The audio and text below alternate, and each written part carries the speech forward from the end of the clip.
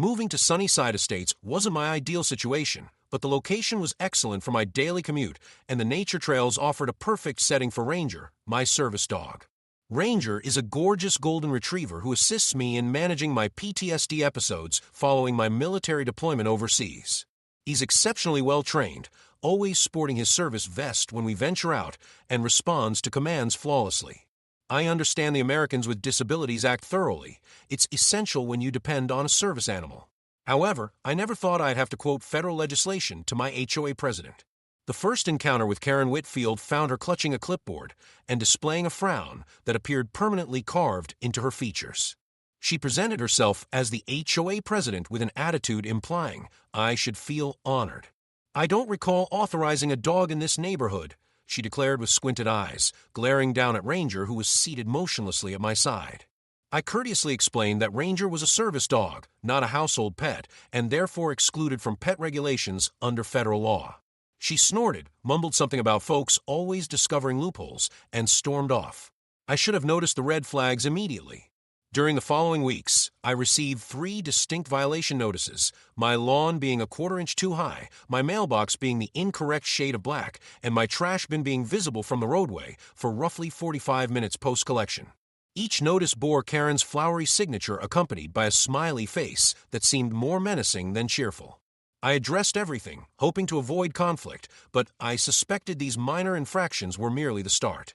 Next came the HOA meeting, where Karen introduced a new regulation mandating all animals, including service animals, to register with the board and display HOA-approved tags. When I raised my hand and noted this violated the Americans with Disabilities Act, she interrupted me, stating that federal laws don't supersede community regulations. Several neighbors appeared uneasy, yet nobody voiced their concerns. Following the meeting, Karen cornered me and hissed, "If you choose to be troublesome, I can be troublesome as well." Her breath reeked of coffee and menace.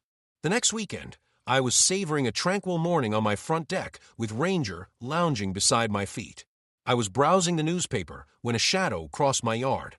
Karen stood there in her typical khaki shorts and polo shirt, gripping a spray bottle. "Your dog is breaking the new pet regulation by lacking proper HOA identification," she announced loud enough for my neighbors to overhear.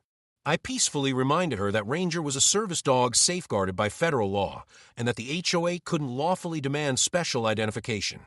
Furthermore, I noted that regulation hadn't even been officially enacted yet. Her face flushed in concerning shade of crimson. "I'm sick of you military folks believing you're exempt from the rules," she snarled, stepping toward my property. "If you refuse to cooperate, I'll resolve this personally." Before I could respond, she pointed her spray bottle at Ranger and doused him directly in the face with some liquid. Ranger whimpered and retreated, clawing at his eyes. I instantly leaped up, positioned myself between them, and insisted on knowing the bottle's contents. "Just a mild vinegar and water mixture," Karen declared with a smirk. "It won't harm him, but perhaps now he'll learn to show respect." I was absolutely furious, but years of military discipline had trained me to stay composed under stress. I brought Ranger inside, flushed his eyes completely, and ensured he was unharmed. The vinegar mixture had stung his eyes, but fortunately caused no permanent injury.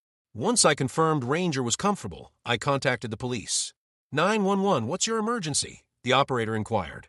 I reported the attack on my service dog, emphasizing that interfering with a service animal constitutes a federal crime.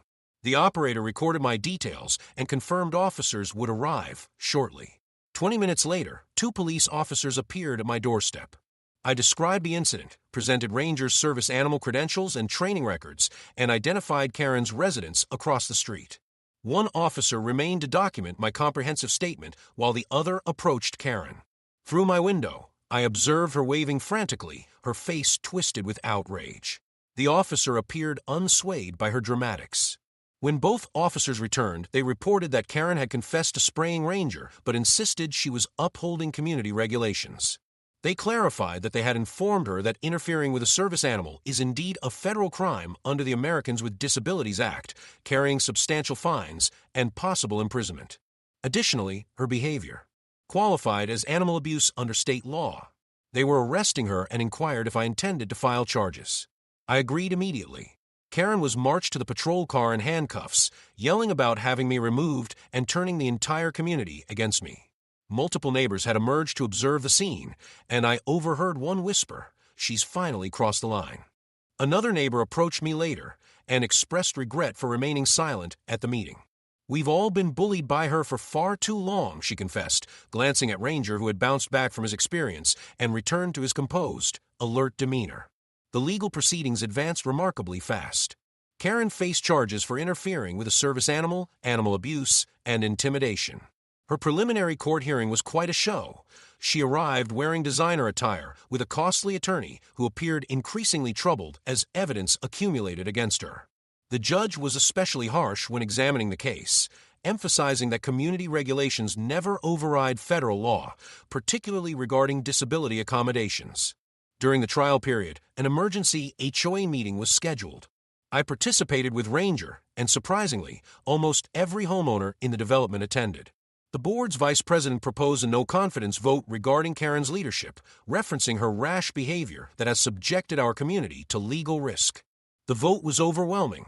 Karen was dismissed from the board immediately. Someone had even prepared fresh nameplates for the board members' table, and Karen's was noticeably missing. The criminal proceedings ended with Karen accepting a plea deal for a lesser offense to avoid extended incarceration. The judge imposed 30 days in county jail, a $5,000 penalty, 200 hours of community service, and animal rescue, and required classes on disability rights. As the sentence was announced, Karen's expression shifted through disbelief, rage, and ultimately comprehension of her actions' ramifications.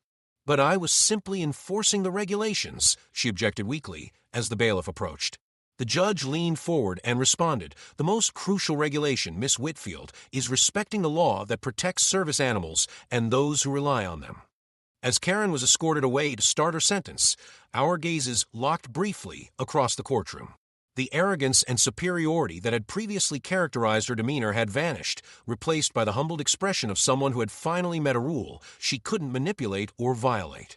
She whispered something that could have been, "This isn't finished," but we both understood it was. Ranger sat next to me, perfectly composed and alert, the epitome of the professional service dog he was. I reached down to pet behind his ears, and he pressed into my palm, a simple sign of partnership that had survived an unexpected challenge and emerged even stronger. Thanks for watching. Please subscribe my channel.